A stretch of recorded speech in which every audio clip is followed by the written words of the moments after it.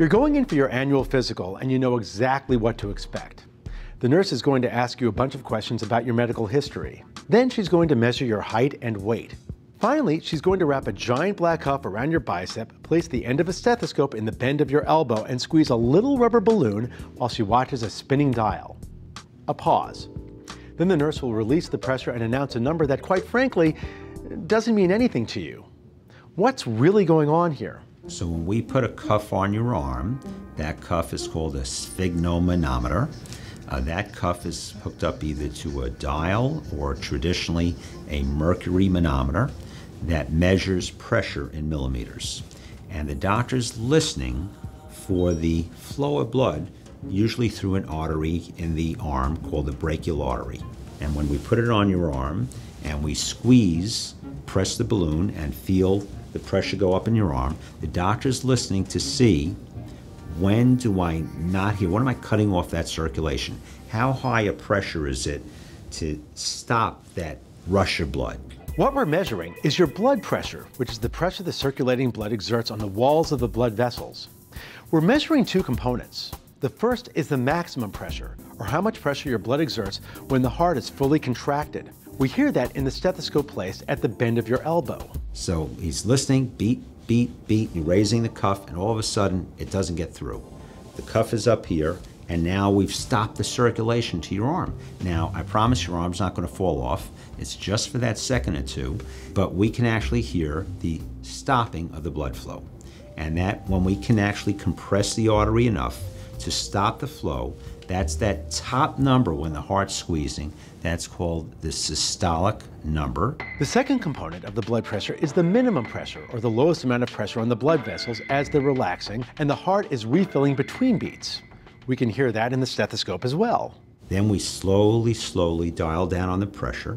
So there's still no flow, no flow, no flow, and then all of a sudden around 90 or 80 or 70, as the pressure's eased up, now the flow begins again because the cuff was inhibiting that bottom low flow.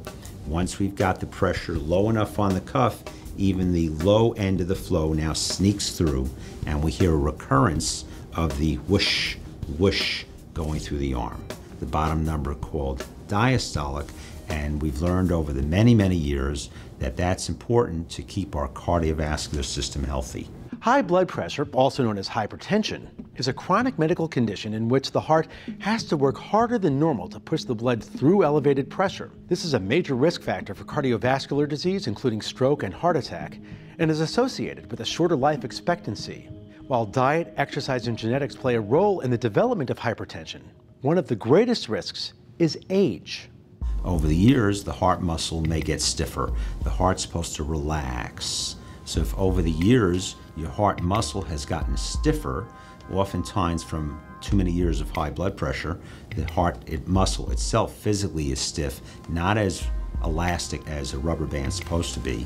So the loss of elasticity in the heart muscle, loss of elasticity in your blood vessels causes the bottom number to go higher because the heart can't relax as well, the arteries don't relax and expand as well, so the bottom relaxed number isn't as relaxed as it used to be, and that's the diastolic number going up. We know both numbers being too high pose a strain on the cardiovascular system, and they pose a risk of a stroke primarily, but they can damage the kidneys, it can damage the heart itself, and so we want an optimal blood pressure below 140/90. In general for society, 130/80 or less are the kind of numbers that we talk about to have optimal long-term risk. There are a few things you can do to make sure your blood pressure stays in that optimal range. Maintain a normal body weight and exercise. Keep your dietary sodium intake to a minimum. This is ideally less than 2.4 grams of sodium a day.